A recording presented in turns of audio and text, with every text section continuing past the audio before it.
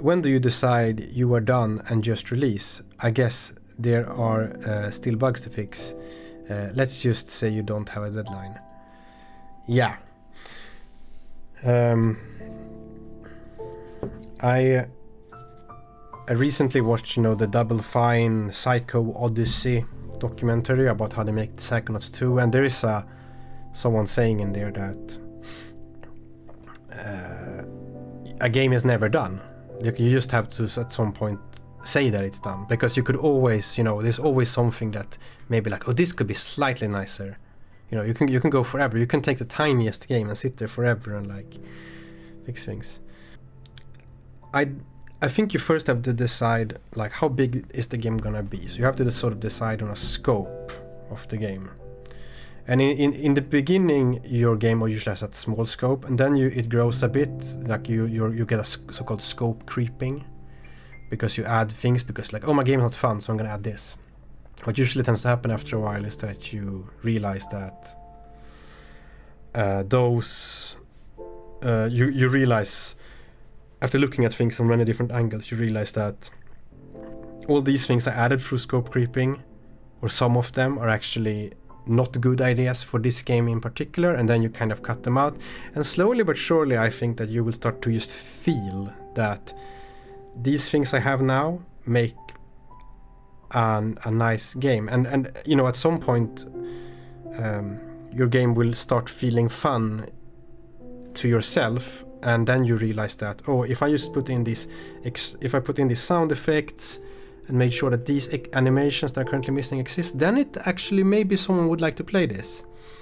And if you are fine with the scope at that point, if you have like, okay, I have the sound effects and all the animations, and you are fine with the scope, then you can sort of set a mental model for like, okay, I'm gonna just make this experience that I have there, and ship that thing. So that's like sort of what you would do when you don't have a deadline. It's a bit easier in this kind of game I have. This is a sort of a linear little adventure game. If you have a non-linear game where lots of, like, you have an RPG with side quests, you're making Skyrim or something with lots of, then it's harder, and those are some of the hardest games to make, like non-linear RPGs, because those games are always the buggiest games when they release, and I never play RPGs on release because they're always too buggy, so I wait 2 months. But yeah, there are still, in my game, there are a few bugs to fix. I tend to focus on the things, since this is a sort of a game that's supposed to have like, it's sort of a feeling kind of game, so to have this kind of good vibe about it. I tend to focus on putting in the things that reinforce that stuff, and also glitches that take you out of the feeling, like glitches of level loads and stuff. Those things I focused on. Some stuff that I can say, some stuff that I did want to put in but didn't have time, but I was like, it's fine. One thing is some sound effects are missing. I want an ambient sound. There's a waterfall in the game that you can talk to, and I want an ambient sound effect, so when you walk close to it, sort of a positional audio with like a little water pouring stuff.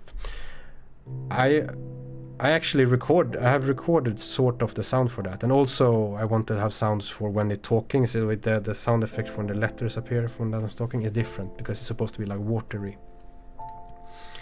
Didn't have time for that, but I looked at it and was like, okay, I still have the music there in the background, and is this waterfall here is the one I'm talking about, that appears on the trailers momentarily.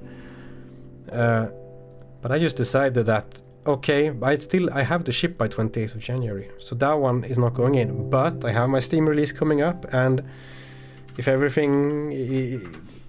the sounds I make for that sounds good, then I'll put in that for that release. But that's something that I could live without for this one. I think it's important to fix things that brings the player out of the experience. Like what pulls them out of like the world you're trying to make, and try to fix those things first. And there I was also like, just before shipping, I also had to make a lot of sound effects for the game, because I started making sound effects too late. Classic game dev problem. So, you know, those added a lot to the feeling of the game. I could not have shipped with just music and no sound effects. It would have been too plain. But you just have to find a balance. And one thing that there was also some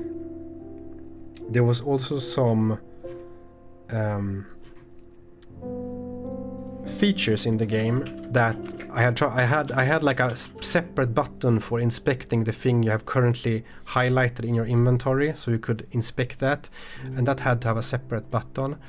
That was an extra thing to put in the tutorial, and I just ended up in late December or something. I just cut that button out because I was like, no, I will have the inventory UI. You can probably see here sometimes in the trailer, there's the inventory UI in the bottom. You can also bring up this screenshot here, this UI down here. So I have now, instead, that it says talk here, and depending on if you have your baseball bat selected, it says baseball bat. So I replaced the inspection thingy with this. When you pick up the item, the play character assess what I just picked up, but then it also did this. But then I could remove a whole extra button to teach in the tutorial. And that, when I did that, my game just suddenly felt a lot more understandable. I was like, okay, slightly more fun. And then I added the sound effects and the music, then the game suddenly felt slightly more fun.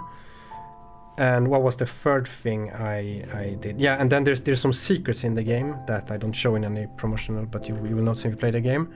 When I added those, then I was like, oh, my game is fun. And then I started feeling like, okay, now the game is fun even to me. If I just make sure that the sound effects and the missing animations are in there, and there's no glitches in the transitions between the levels, I'm like, then I can ship it.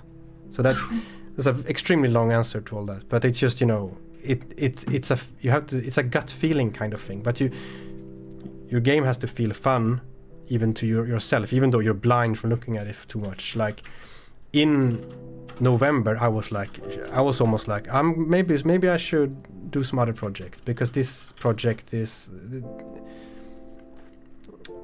I'm not sure it's gonna turn out that fun, because it was too chaotic, you know, with all the different buttons I had, and the gameplay felt too weak. The gameplay of this game is still not that strong. I have instead reinforced it with that it has like a strong vibe, it's funny, and there's some secrets, and it's short and a little experience. So that's what I've tried to go for, and all those things sort of frame the gameplay to be kind of this wholesome experience. But yeah, so I was almost gonna stop working on this in November or something. I was thinking about that, because I was like, I don't know it. But then in the end of December, I was like, I figured these things out, and then suddenly I got very excited about finishing and releasing the game. And then I also had set this stupid deadline for myself to ship it by end of January. So that all happened.